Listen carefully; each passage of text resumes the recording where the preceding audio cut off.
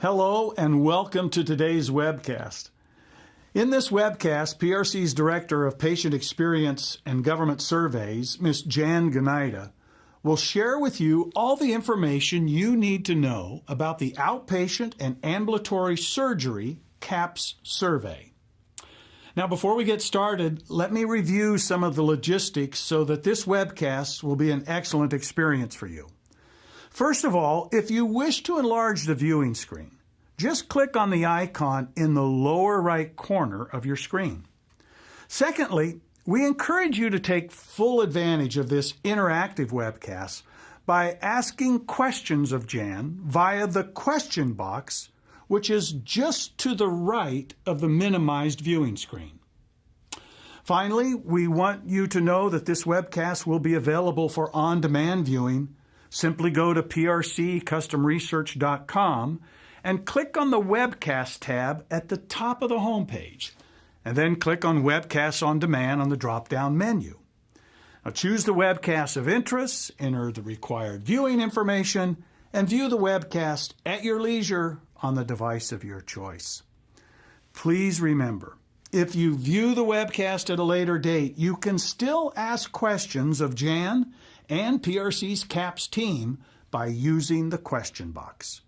Your questions will be answered by email. Now that we have the housekeeping details behind us, let's move to today's presentation. Today I'm very happy to introduce Ms. Jan Gnida, and if you're a frequent viewer of our webcasts, Jan really needs no introduction. Jan is PRC's expert on all government-mandated surveys, and she's been with PRC for over 20 years. Jan and her associate, Ms. Laura Van Epps, are the people you need to talk to if you ever have any questions about any CAHPS survey. I also want to remind you that PRC has some excellent tools on prceasyview.com that help you understand and use the CAHPS data. If you have any questions on how to use these tools, contact the PRC EasyView Help Desk. Nancy and Sandy are there to help you. Now let's learn more about the Outpatient and Ambulatory Surgery CAHPS tool and timeline. Jan is with us here at the PRC studio, and I'm going to turn the show over to you, Jan, and join you at the end for questions and answers. Thanks, Tom, and hello to our audience today. I'm so glad you're joining me, live or on demand, to learn more about CMS's newest patient experience of care program, Outpatient and Ambulatory Surgery CAHPS. PRC attended the required survey vendor training during the last week of October to learn about the protocols and guidelines that have been established for this data collection and reporting program. Upon successful completion of the training, PRC has been granted interim approved status to conduct the OAS CAHPS survey by telephone, mail, or mixed mode. Hospitals and facilities will be able to select PRC as their authorized vendor based on this interim approval, and we will receive full approved status after we submit our quality assurance plan at its summer 2016 due date. Today, let's start with the obvious question. Why should we conduct this survey? CMS has stated that the program will begin with January 2016 patients, and as of that date, hospitals and ambulatory surgery centers may voluntarily participate and submit their data to CMS. You may recall that HCAHPS and home health CAHPS began with a voluntary period as well. Organizations that choose to start in January 2016 may do so because they've not been doing any measurement for this patient care area, and this is a good place to start. We know many hospitals and facilities have been surveying these patients. And some of you may choose to switch your survey next year because you want to get an early start with this instrument. You want to get a sense of how you perform before it really counts. In fact, we've been in the field with this survey for a few clients since July 2015. Other organizations may be of the mindset that their current measurement approach is working great for them, and they're not going to change until they're required to. CMS has not said yet when that will be. Given that the first public reporting period is anticipated to start with July 2016 patients, I think there's a fair chance that this will also be the beginning of the requirement phase. If not July 2016, then I think January 2017 is a really good bet. The first public reports are expected to be released on some type of compare site in January of 2018. And what about VBP? We know that measures must be publicly reported for at least 1 year before they are included in any sort of value-based purchasing model. So it's possible that July 17 through June 2018 could be the first baseline period for a VBP program. And that would make July 2019 through June 2020 the first performance period. And now we're really getting out into the future. CMS will certainly be looking to include this measure in a VBP program for the outpatient prospective payment system within the next 5 years. So fielding the survey now will give you a head start on understanding the tool and understanding the kinds of improvement that will help you earn more money in the future. As with other CAHPS programs, the unit of reporting is the CCN or CMS certification number. This is the ID number you use for billing services to CMS, and there are a variety of ways that CCNs can be used by organizations. Some hospitals use one CCN to cover their hospital-based location as well as their freestanding surgery center, while others use a separate CCN for each individual location where they provide outpatient surgery, and then some may have a mix of those. One of the first things we'll review when you talk with your PRC project manager is the structure that your organization uses for billing outpatient surgeries to CMS, so we understand what we need to set for interviewing targets and how we need to draw the sample of patients to be surveyed. This program is designed for both hospital outpatient departments that perform surgeries and procedures, as well as ambulatory surgery centers. Again, any CCNs being paid under the outpatient prospective payment system are eligible to start in January, and these are the facilities that will be required to participate in the future. If you have more than one department or location or division included in your CCN, we'll need to know about that so we can establish sampling appropriately. It seems that CMS is leaving the definition of those components to the hospitals. So we'll talk through that with you when we begin planning your specific implementation. Now let's talk about what's involved for selecting and surveying these patients. The eligibility criteria for patients is pretty similar to those used for HCAHPS. We are interviewing patients only, no family members or proxies, so the survey is limited to those who are 18 and older. And this program is not limited by payer, so we'll be talking to Medicare patients as well as others. CMS is using CPT codes as well as a few G codes to identify the surgeries and procedures that are eligible for inclusion in this study. So this is a new field that we'll be asking clients to transmit in their patient records. Also, we will contact patients no more than 2 times a year for OAS CAHPS if they happen to have multiple procedures that would make them eligible for the survey. This deduplication will only occur within the study. It does not extend to other CAHPS studies. So for example, if a patient has a procedure in early January and then happens to need hospitalization later in the month, he will be eligible for both the OAS and HCAHPS surveys. The sampling requirements are pretty similar to what you're familiar with for HCAHPS. On an annual basis, we are looking to complete at least 300 interviews for each CCN, and this aligns with CMS's standards for public reporting. They are anticipating a 32% response rate, and that's the figure we'll use as we start our calculations for how many patients need to be selected for the monthly sample. For a hospital wanting to do the minimum 300 per year, that translates to 78 patients per month being sampled and contacted to complete the survey. Over time, PRC will have specific response rate information for each hospital, and we'll adjust our sampling rate as needed to get as close as we can to your targets. As your authorized survey vendor, PRC will take care of all of this for you, and will provide guidance and recommendations customized to your particular situation. The administration calendar for OAS CAHPS is very closely aligned with the calendar for HCAHPS as well.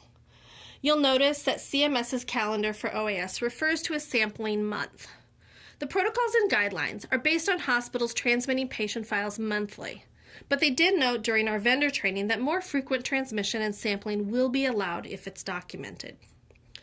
Most of PRC's clients transmit patient files weekly, and we will be submitting an exception request to allow our clients to continue this schedule so that they may receive more timely feedback from their patients. As with HCAHPS, all patients who are sampled must be contacted through to a terminal disposition, either a completed survey or a refusal, and we make 5 attempts to reach them with no contact. The official protocol describes a timeline of making the first attempt to reach patients by the 21st of the following month, based on the standard that clients would transmit patient records monthly. Certainly, if we are receiving weekly files from you, we'll begin making calls shortly after we receive the file, and this will put us well within the start calls timeframe indicated by CMS.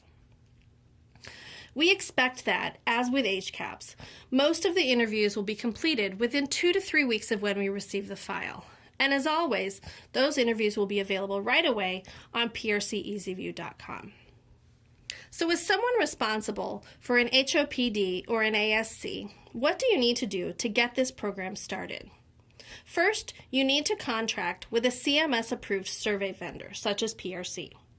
Please talk with your project manager or sales consultant to get the ball rolling. That part's pretty easy. Next, you'll need to create an account for yourself on the OAS CAHPS website. This is a slightly different process than you may have used for other CAHPS programs.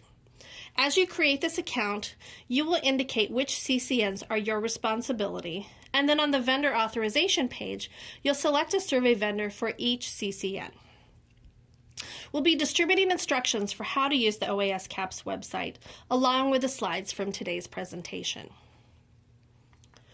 For clients who are already conducting a survey for your ambulatory surgery patients, we'll do a review of your patient data layout to identify if any changes are needed. I mentioned CPT codes and G codes earlier as necessary for identifying patient eligibility. If we're not currently receiving these fields, we'll need to have them added to your patient data records. We will also talk to you about the component areas in your outpatient surgery department or your ambulatory surgery center. PRC will need to understand how these areas are organized so that we can determine the appropriate sampling strategy for each CCN. This is a little more complicated than it is for other CAHPS programs, but don't worry, we'll talk you through it and make sure we get you what you need for yourself and for CMS. We'll have these conversations throughout November and December so that in January 2016, you're ready to transmit patient data with modifications if needed, and we're ready to start administering the survey. A final note about your role in this program, and this pertains to how you talk to your patients about this study. The rules here are the same as for other CAHPS programs. Basically, you are allowed, and even encouraged, to let patients know about the survey and the process. Let them know that their feedback is important to you, and that you will use that information to make improvements that will benefit all of your patients. Patient awareness is a big factor in achieving a solid response rate, so let them know about it and stop there. You should not talk to them about the specific items that will be addressed in the survey, and you certainly should not suggest that your goal is to have them rate you a 9 or 10, or to respond with yes, definitely to the survey questions. PRC can provide some examples of print materials to use for signage or as part of your discharge paperwork. Ask your project manager for the Patient Communication Toolkit if you'd like more information. We'll spend a few minutes before we close today talking about how the data will be reported. The survey is a bit shorter than the HCAHPS survey, and there's only one section that patients may screen out of concerning anesthesia. The substantive questions use either a yes-no scale or the 3-point yes definitely, yes somewhat, or no scale. Reporting will be consolidated to 3 composite measures listed here, and then the standard 0 to 10 overall rating of the facility, and the standard likelihood to recommend question using the definitely no, probably yes, or definitely yes scale. The survey is averaging about 10 minutes on the phone. We have a reporting application on EasyView specifically for this survey. The main data display is what you see here, with the 5 donut graphs to show the percent top box scores for the overall rating and likelihood to recommend questions, and then the top box scores for the 3 composite measures. During the training, CMS was asked about how measures would be publicly reported, and the answer was they haven't determined that yet. The presenter mentioned that CAHPS measure reporting is moving in the direction of star ratings, which are currently based on a mean score calculation. But I think it's unlikely that they will move away from top box reporting altogether. If we need to make changes to our reporting in order to mirror what CMS eventually produces, we'll certainly do that. In the meantime, PRC feels that top box reporting is going to have the most value for you, particularly since most questions use a 3-point scale. Tracking your top box scores will help you understand more clearly how you can differentiate yourself from your competition. One of the CAHPS program elements we've seen evolving over time concerns restrictions about the data we can share with clients. All of the newer programs contain a guideline stating that we are not allowed to show results when there are fewer than 11 patients who responded. So think about the beginning of a new quarter, for example. If you're looking at quarterly scores, we can't display a January to March 2016 score until we have 11 patients who've completed an interview. The rationale here is that CMS wants to protect the confidentiality of patients who respond to the survey. And there is concern that with small subsamples, hospitals and facilities may be able to identify individuals within the data. This rule also puts some limitations on what vendors can provide to their clients in a raw data file. Fortunately, CMS has offered a consent to share supplemental question, and PRC will add that to your survey if you're interested in receiving raw data. If a patient says yes to that question, we are allowed to append the patient identifier to the survey responses, so that you may link the survey data to your EMR and look at additional information from the patient's record alongside the OAS CAHPS data. If the patient says no to that question, we can provide the responses to the core survey questions, but we won't be allowed to send you the answers from the About You section, and we won't be allowed to include a patient identifier. The matter of unofficial reporting between vendors and their clients is getting a little complicated. So if you have questions about it as we get started on this work for you, please let us know. I hope you have a good understanding now of what's ahead for CAHPS measurement in the ambulatory surgery setting and what you can expect from PRC as your data collection partner. With that, we are ready to answer questions.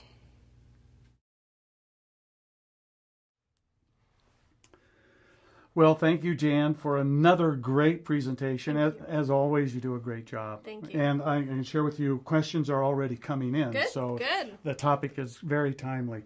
Good. Before we get to the questions, I just want to remind our viewers, if you have a question, please use that question box and send in your question. Jan will be able to answer the question. Mm-hmm. And if by chance, sometimes technology doesn't work as in the way that we would like it.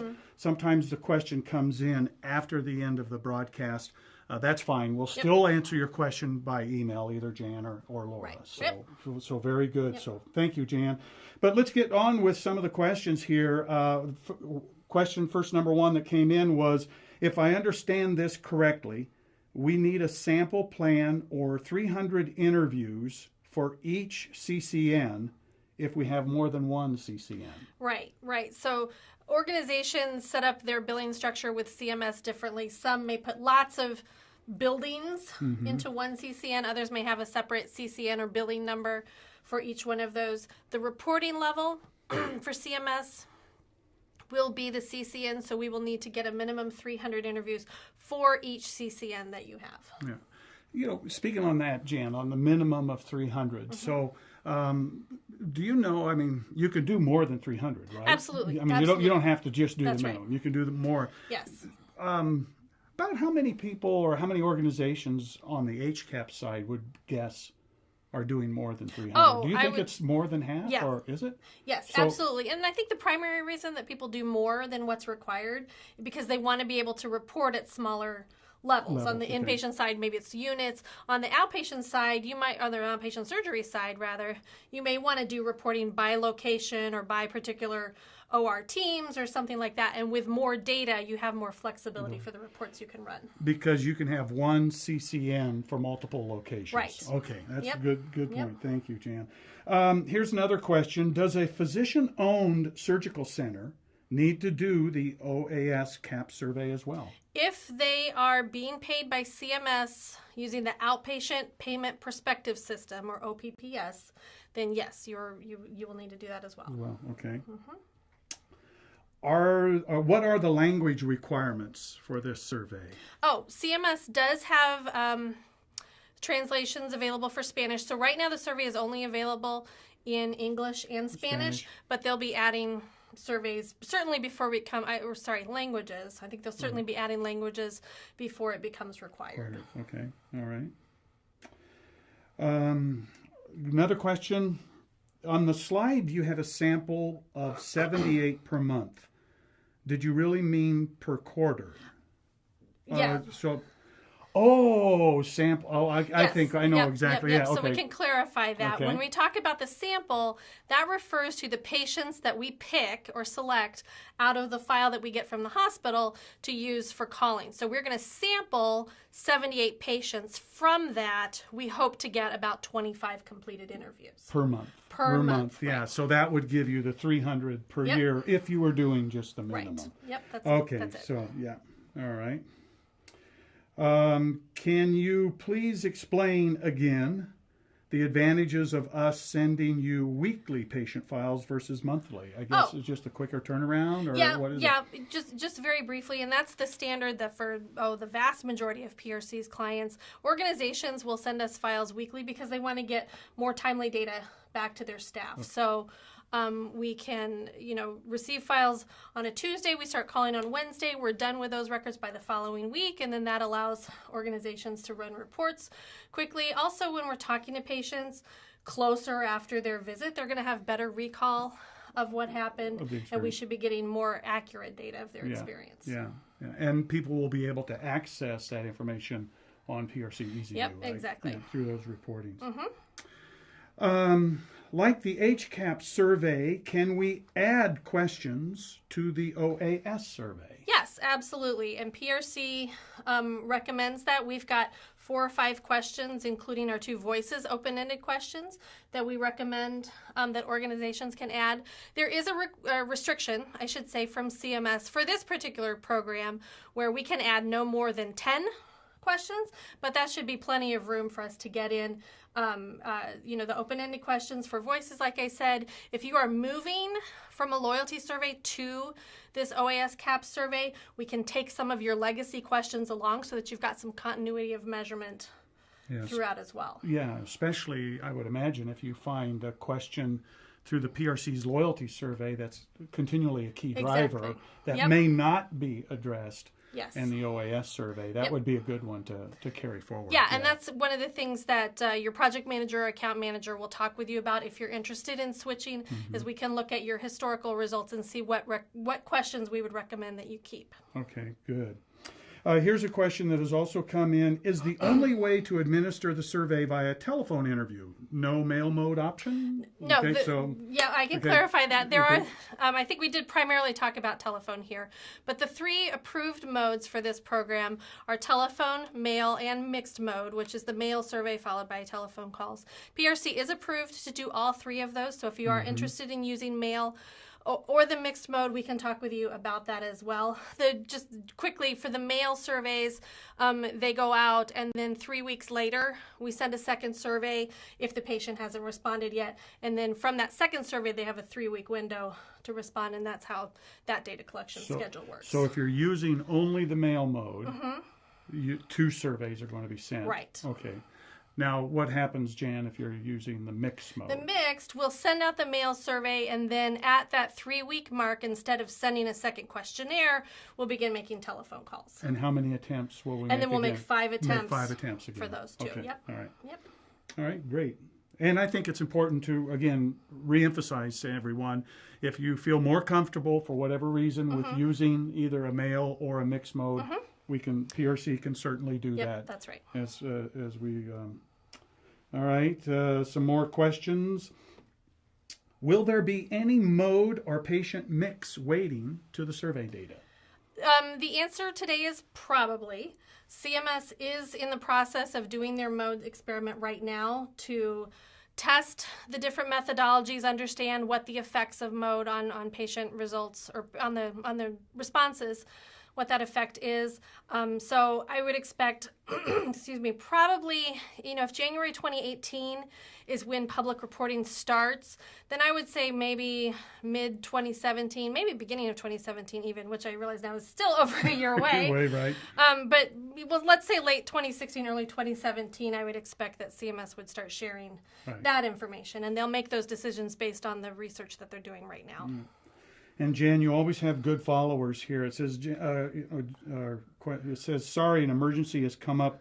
I won't be able to join you after all. This is a great comment, and I'm glad that they sent it in because, again, I want to remind our viewers, in case you came in a little bit late, we will be making this available for on-demand viewing. So please keep in mind that if you want to re-listen to the video or to the broadcast, if there is something that maybe you have questions on, you can again watch this on demand, and that'll. If you need to share it with others, That's a great point. And and usually we can get it back up there within a day or two. So I imagine by the end of tomorrow, this will be available for on-demand viewing. Oh geez, here's another. As always, a great job, Jan. Just the information I needed when I needed it. Good. So very good there. This question may seem a little off topic, but does this survey impact our work towards magnet status? Oh, that's a great question. This is something that PRC has really been adding to our focus, I guess I'll say, in what we're talking about with clients. If you are a magnet organization or you're started on the magnet journey, I want to point you to Christy Harris. She is PRC's magnet consultant and works very closely with ANCC. She and I were talking about this a little bit, and she mentioned that if your organization is in the midst of measurement for magnet, you do want to take that into account when you're considering when to switch. Since you have an option, you can start in January if you like, but you don't have to. You need to consider where you are in your magnet reporting cycle as you make a decision about when and if you want to change to this survey. We are still waiting for ANCC or I should say that we're not waiting. ANCC is working on going through the OAS CAHPS survey and identifying which questions qualify for the different reporting requirements that they have. So we should have that pretty soon and can share that with you.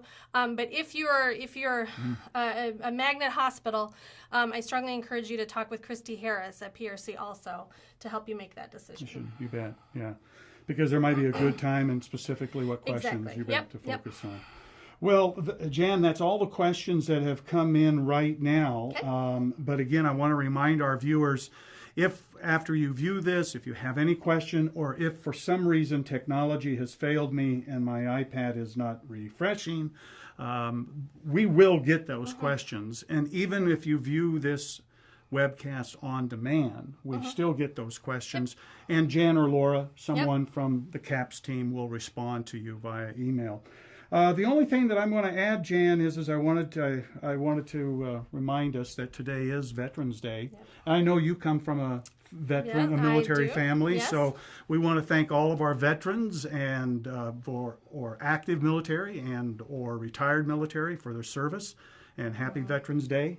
Yep. Do you say Happy Veterans Day? I don't know if you say Happy Veterans Day, but again, thank you for your service on this Veterans Day.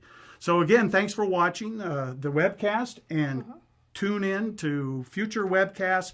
Keep checking back at prccustomresearch.com for any future upcoming webcasts. And thanks for viewing PRC TV. Thanks.